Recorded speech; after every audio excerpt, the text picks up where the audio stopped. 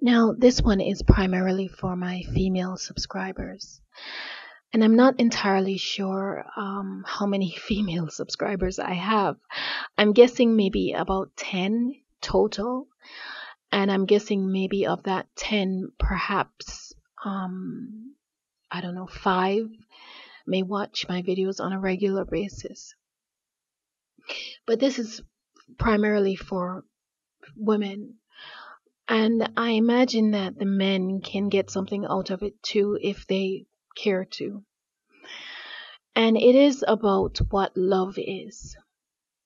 Now, I've watched the Oprah show on and off for the whole time she has been on television. And I don't often get to catch the episodes, and sometimes I catch episodes on time shifting.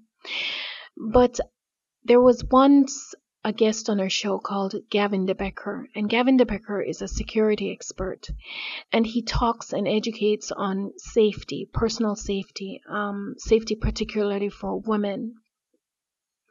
And he said once on her show that if you say no to someone and they don't take that no for an answer, and they keep trying to change your mind, that person is trying to control you. And Oprah really loved that because she loves those aha moments, right? So she continued to repeat this statement throughout, her shows. And I myself in my past had a revelation about what love is and what love isn't. And I believe that love is being able to admire, to respect, to pour out joyful, positive, uplifting feelings toward someone or something with absolutely no desire or need whatsoever to possess that person or that thing. And you may be thinking, oh, what? Because I'm guessing that if you look back at every man you've ever known, romantically, has wanted to possess you in some way. And I'm betting that you looked at that desire to possess you and thought, wow, he must really love me. He must really want me. And I'm thinking that maybe it's not. Maybe it's not.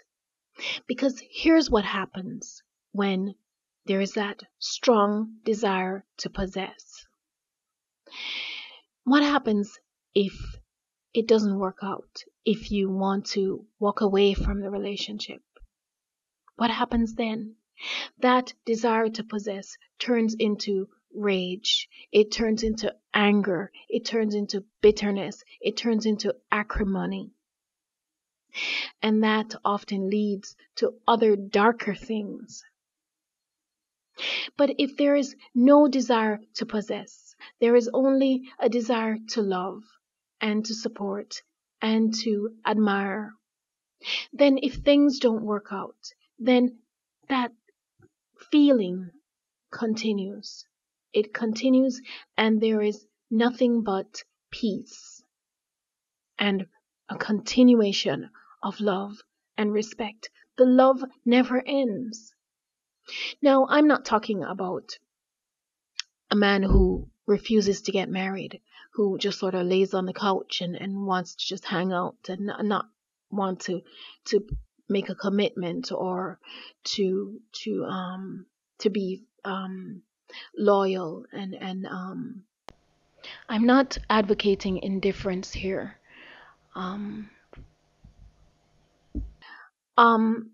It's just that the energy of wanting to commit and wanting to get married and that kind of thing is very different. It's a gentler energy. It's not like I must have you, and no one else must have you. I want to own you and possess you and lock you up for myself.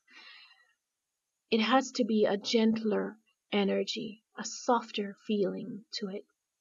And I believe that that is the essence of true love.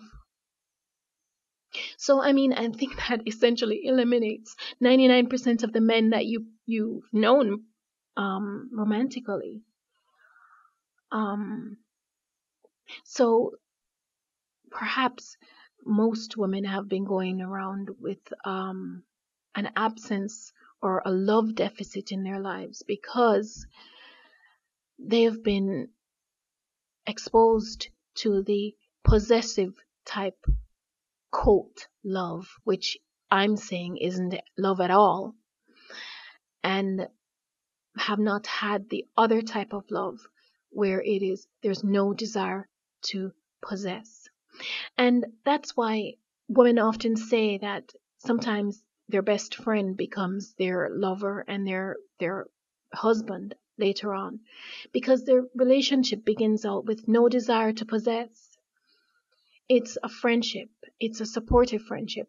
They are friends. They are kind to each other. They love each other. They admire each other, and there is no desire to lock the person down. And that transforms itself into passion and into the other wonderful things that go along with love. But passion is not the same as possessiveness. It is not. So if you are someone out there who is possessive, who wants to own a thing, who wants to corral a thing, and you are not having success with relationships, perhaps that's a problem. Maybe try expressing love and admiration with no desire whatsoever to possess. I remember one time, quite some time ago, I was actually, it was a long time ago. I think I was a teenager, and I was sitting in a restaurant with a bunch of friends at that time, and we were talking, and this man came out with his friend. This tall, handsome black man came out, and he was clearly much older than, well, not much older, but older than I was. And he just stopped and he turned back and he came over and he said to me, "I just wanted to tell you, I just think you're really pretty. I think you're really beautiful." And I said, "Oh, thank you." And I felt a little bit awkward because I was very young at that time. And he just walked away, and that was it. There was no desire to pick me up. There was no desire, "Well, can I have your phone number?" or anything else. Just that. And it I guess it's that precursor to that kind of pure love. Seeing something and admiring it and respecting it and pouring out that pure love toward it with no desire whatsoever to crush or to hurt or to possess.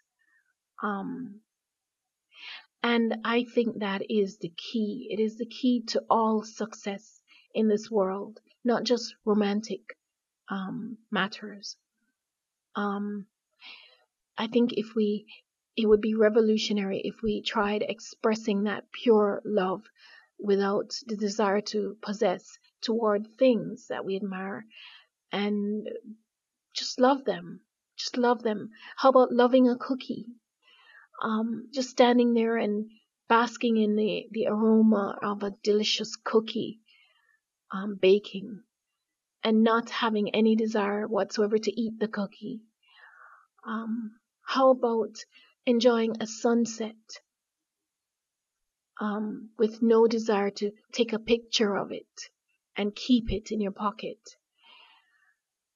So that's my piece. I hope you enjoyed it. Thanks for listening.